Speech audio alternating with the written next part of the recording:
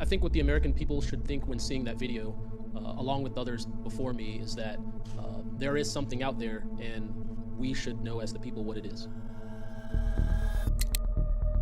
Following congressional UAP hearings, new whistleblower footage allegedly shows missiles striking unidentified spheres with no effect. This is being hailed as possible evidence of non-human technology actively operating in Earth's airspace. Pentagon's secret tape.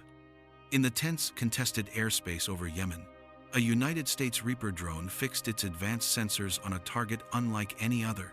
It wasn't a known enemy aircraft or a conventional drone. It was a small, metallic sphere, a glowing orb moving with a calm, deliberate purpose that defied easy explanation. On October 30th, 2024, this drone, under orders from a command center half a world away, launched its weapon. A Hellfire missile, a piece of technology honed over decades of warfare and capable of turning a reinforced vehicle into a pile of molten scrap, streaked toward the object. A direct hit was confirmed. But what happened next has sent shockwaves from the Pentagon to the halls of NASA. There was no explosion, no debris. The missile, traveling at over 1,000 miles per hour, appeared to simply bounce off the sphere and continue on its path, its mission a complete and utter failure. You see, this encounter wasn't just another blurry UFO report. It was a high-definition military engagement, captured on classified systems, and the footage has now been leaked to the world.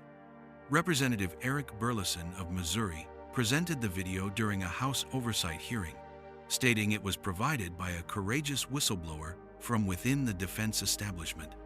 The footage is chilling in its clarity. When slowed down, the moment of impact is undeniable. The Hellfire strikes the orb, and for a split second, nothing happens. The object doesn't shatter, it doesn't change course, it doesn't even seem to react. It simply continues its silent journey, utterly unharmed. Many people are crazy about the implications. Lou Elizondo, a former senior intelligence official who once ran the Pentagon's UAP investigation program, put it bluntly. "We've never seen a Hellfire missile hit a target and bounce off." He explained that a kinetic strike from a Hellfire is so destructive that there is usually not much left of whatever it hits. The thing nobody tells you is the sheer impossibility of what the video shows. This wasn't a glancing blow. It was a direct impact that should have resulted in total annihilation. Instead, the weapon was either redirected or deflected by a force that we simply do not understand. The Pentagon, when pressed for comment by news agencies, has remained ominously silent. This leak comes at a time of unprecedented public and political interest in unidentified anomalous phenomena. Just months prior, a government report revealed over 750 new UAP sightings had been logged by the military in a single year, forcing lawmakers to confront the profound national security questions these objects pose. The Yemen footage is no longer just a mystery, it's hard evidence. It's proof that something is operating in our skies with technology that treats our most powerful weapons like toys. It suggests a level of material science and energy shielding that is generations, if not centuries, ahead of our own. To put it mildly, this single video has shattered the wall of official denial and forced a terrifying question into the open. If our weapons are useless, how do we defend ourselves against something we can't even comprehend? This single video has now forced a re-examination of other infamous encounters. Ghosts of the Nimitz. The Yemen sphere incident, as shocking as it is, did not happen in a vacuum. You see, what many overlooked in the initial frenzy is that this display of impossible physics is part of a much larger and deeply disturbing pattern. For decades, the most highly trained pilots and sailors in the U.S. military have been encountering objects that demonstrate the same kind of technological superiority, the same casual defiance of our known capabilities. The most famous of these encounters, The one that blew the lid off the modern UAP discussion took place off the coast of California in 2004, involving the USS Nimitz Carrier Strike Group. For 2 weeks, the world's most advanced naval fleet, equipped with the brand new Spy-1 radar system, tracked a series of anomalous objects that seemed to play a game of cat and mouse with them. The objects, later nicknamed Tic Tacs for their smooth, white, oblong shape, performed maneuvers that still leave physicists speechless. They could hover motionless for hours, then accelerate to hypersonic speeds in an instant without any visible means of propulsion. The thing nobody tells you is the sheer numbers involved. We're talking about an object dropping from 80,000 feet to just 50 feet above the ocean in less than a second. That's a rate of descent that would crush any known aircraft, and it did so with no sonic boom. In the most well-documented encounter, 2F divided by A-18 Super Hornet pilots, Commander David Fravor and Lieutenant Commander Alex Dietrich were vectored to intercept one of these Tic Tacs. They described seeing a 40-foot-long object moving erratically over a disturbance on the water's surface. As Fravor descended to get a closer look, the object mirrored his movement, then accelerated away at a speed he described as like a bullet, disappearing in the blink of an eye. But here's the most shocking fact. Less than a minute later, the USS Princeton, a guided missile cruiser in the strike group, reacquired the same object on its radar 60 miles away. This instantaneous transit, covering 60 miles in under a minute, implies a speed of over 3,600 miles per hour. This wasn't just a visual sighting, it was a multi-sensor event, tracked by some of the most sophisticated radar, sonar, and infrared systems on the planet. And just like the Yemen sphere, the Tic Tac seemed utterly invulnerable, unaffected by the laws of inertia and aerodynamics that govern our own technology. A few years later, in 2015, encounters with the USS Theodore Roosevelt Strike Group off the East Coast provided even more evidence. Pilots recorded the now famous gimbal and go fast videos. The gimbal video shows a craft rotating against the wind without losing altitude, a feat that prompted one pilot to exclaim, "Look at that thing, dude!" The go fast video shows an object skimming low over the water at incredible speed, its lack of any thermal plume from an engine baffling the pilots. These incidents, taken together with the Yemen footage, paint a clear picture. We are dealing with objects that can move instantaneously, that can withstand incredible forces, and that are seemingly impervious to our best weapons. This isn't a question of whether these things are real anymore. The data is overwhelming. The question now is, where do they come from? And more importantly, what happens when we finally get our hands on one? But seeing them is one thing. Recovering their technology is another. What they're not telling us. For decades, the idea that the government was hiding crashed UFOs and alien bodies was relegated to the realm of fiction and fringe conspiracy theories. Many people are crazy about the stories of Roswell and Area 51, but in 2023, the conspiracy theory walked into the United States Congress and testified under oath. The man who carried it was David Grush, a highly decorated former combat officer in Afghanistan and a veteran intelligence official from the National Geospatial Intelligence Agency and the National Reconnaissance Office. He wasn't some wild-eyed fanatic. He was a high-level insider who, for years, was the NGA's co-lead for UAP analysis. What he revealed was a bombshell that has fundamentally changed the conversation about alien technology.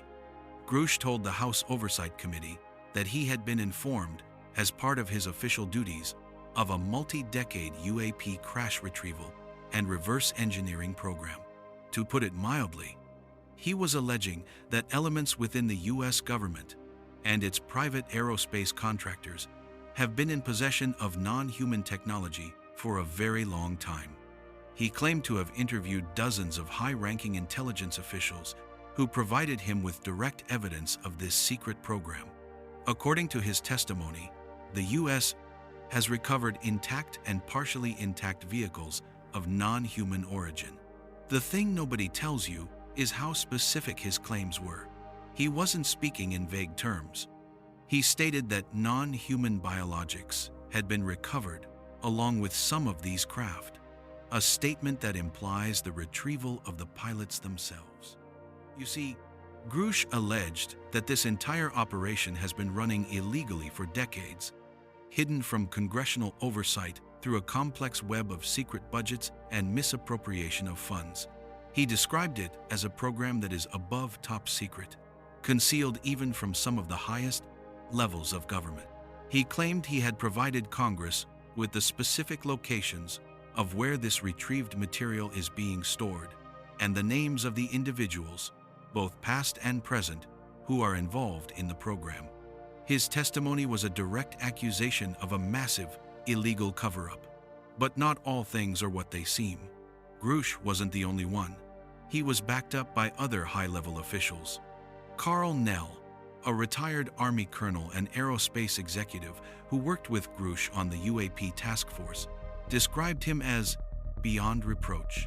Christopher Mellon, a former Deputy Assistant Secretary of Defense for Intelligence, has also stated that Grush's claims are credible and consistent with what he has been told by other sources.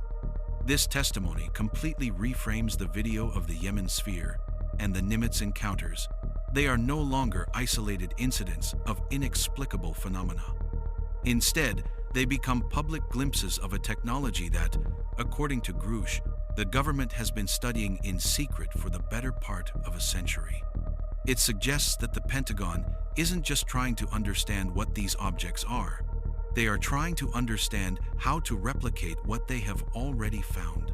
The alien tech retrieval mentioned in the title is no longer a speculative idea. It is a formal allegation made under oath by a man who was in a position to know. The implications are staggering.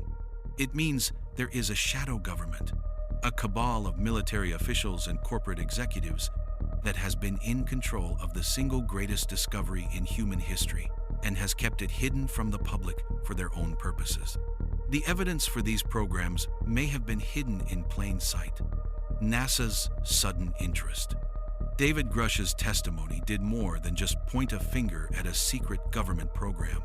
It implicated a powerful network of private aerospace and defense corporations.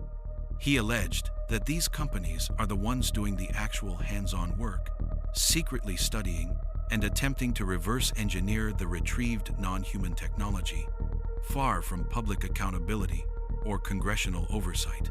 This corporate connection is perhaps the most explosive part of the entire puzzle. It suggests that the biggest technological breakthrough in history isn't being managed for the good of humanity, but for the profit and power of a select few. The thing nobody tells you is that this makes a strange kind of sense. Who else would have the resources, the secure facilities, and the scientific expertise to analyze and replicate technology that defies our understanding of physics? These companies are already at the cutting edge of materials science, propulsion, and energy research. They are the perfect place to hide such a world-changing secret. This is where NASA enters the picture, and where the panic in the title becomes real. For over 70 years, NASA's official stance on UFOs has been one of polite, scientific dismissal. They were swamp gas, weather balloons, or tricks of the light. But recently, that stance has changed dramatically. In 2022, NASA announced it was forming an independent study team to investigate UAPs from a scientific perspective. They held a public meeting, took questions, and appointed a director of UAP research. Many people are crazy about this newfound transparency. But to insiders and longtime researchers, this sudden shift doesn't look like genuine curiosity.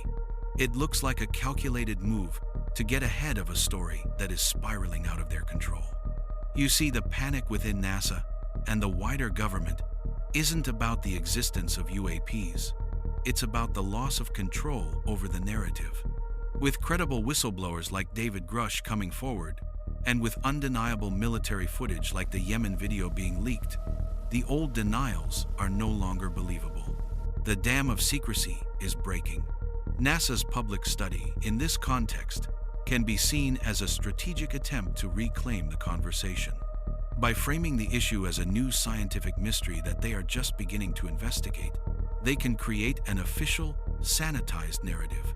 They can control the flow of information, dismiss inconvenient evidence as inconclusive, and steer the public conversation away from the explosive allegations of a decades-long cover-up and secret retrieval programs. It's not a search for truth, it's a public relations campaign. What many overlooked is that NASA is uniquely positioned to know far more than it lets on. Its vast network of satellites, deep space probes, and powerful telescopes is constantly scanning the heavens. If non-human craft are operating in our solar system, or even in Earth's orbit, it is almost certain that NASA has detected them. The agency's historical role has been to look outward, to explore the cosmos, but the current UAP reality forces it to look inward, at secrets held by its partners in the Department of Defense and the intelligence community. The panic is born from this conflict. How does a public-facing scientific organization deal with a truth that has been secretly managed as a military and intelligence problem for generations? With so much at stake, what does this mean for all of us? A world transformed. So here we are. A leaked Pentagon video shows our best weapons are useless. Top Gun pilots describe encounters with craft that defy physics. A high-level intelligence insider testifies under oath that the government has been hiding crashed non-human vehicles for decades. And NASA, after a lifetime of denials, is suddenly very interested in UFOs. The people watching this are probably wondering, did this all happen overnight? Is this really true, or are we missing a key detail? The thing is, this isn't a single event. It's the culmination of a slow-motion earthquake that has been shaking the foundations of secrecy for years. The evidence is no longer just anecdotal. It's a flood of credible data, testimony, and official documents. The question is no longer, are we alone? The question has become, how long have they known we're not? This shift presents us with a set of deeply uncomfortable but profoundly important questions. What would the official confirmation of recovered non-human technology mean for our world? The impact would be total, touching every aspect of human civilization. Our understanding of science would be turned on its head. The technologies implied by these encounters, gravity, propulsion, limitless energy sources, advanced material science, would represent a quantum leap forward. It could solve our energy crisis, revolutionize transportation, and cure diseases. It would be the single greatest technological windfall in human history, but it would also be incredibly disruptive. Industries built on fossil fuels could collapse overnight. The global economic balance of power would be completely redrawn. And what about our place in the universe? Our religions, our philosophies, our very sense of identity are all built on the idea that we are the sole sentient beings in our corner of the cosmos. The confirmation that we are not alone, and perhaps have never been, would force a global reckoning of who we are and what we believe. Many people are crazy about the idea of a galactic community, but the reality could be far more complex and even frightening. You see, the government's secrecy, while infuriating, might be rooted in a genuine fear. As former official Lou Elizondo has hinted, what if these non-human entities are not necessarily friendly?